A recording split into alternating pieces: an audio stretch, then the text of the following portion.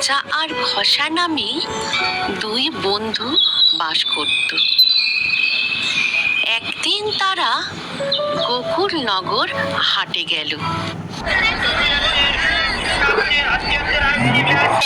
পচা, হাটে কত কাঁঠাল জুটেছে।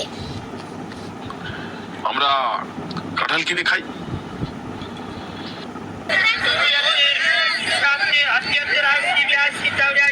গোকুলনগর হাটে থেকে তারা আস্ত কাঁঠাল কিনল। ঠিক হলো কাঁঠালের বিচি গুনে দাম দেবে।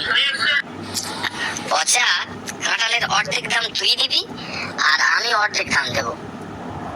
না, যে কাঁঠাল বেশি খাবে সে বেশি দাম দেবে, যে কম খাবে সে কম দাম দেবে। কে বেশি কাঁঠাল খেলো সেটা বুঝবো কেমন করে? কাঁঠাল খেলে কাঁঠালের বিচি পড়ে থাকে, যার দিকে বেশি বিচি পড়ে থাকবে তার মানে সে বেশি কাঁঠাল খেয়েছে, বুঝলি? পচা মনে মনে বলল, এবার খোসাকে বোকা বানাবো।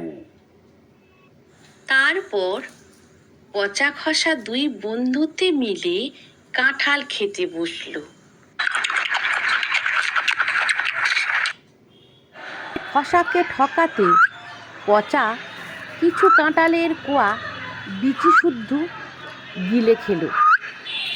এর ফলে তার দিকে কম বিচি পড়ে থাকলো। দেখ খোসা, তোর দিকে কাঁঠালের বিচি অনেক বেশি আছে, তাই তুই বেশি দাম দিবি। শর্ত অনুযায়ী কাঁঠালের দাম বেশি দিতে হলো খসাকে। এরপর তারা বাড়ি ফিরে গেল। পেটটা কেমন মোচড় দিয়ে উঠছে, না কাজটা এখানে সেরেই ফেলি।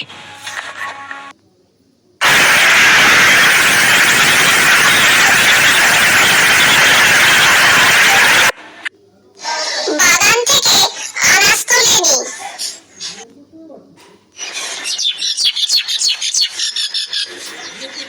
এখানে কাঁঠাল লিচি এলো কোত্থেকে? আশেপাশে কোথাও তো কাঁঠাল গাছ নেই।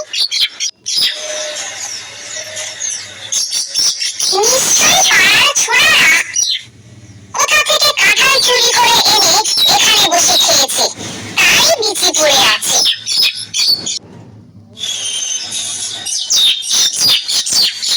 কাঁঠাল বিচিগুলো নিয়ে যাই, ভালো করে তরকারি রাঁধবো।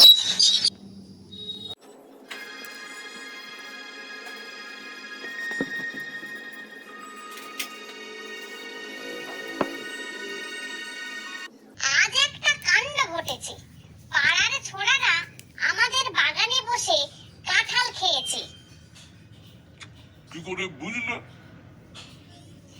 বাগানে আনাজ তুলতে গিয়ে দেখলুম কাঁঠাল দানা পড়ে রয়েছে। তুমি কি সেগুলো এনে রান্না করছো নাকি?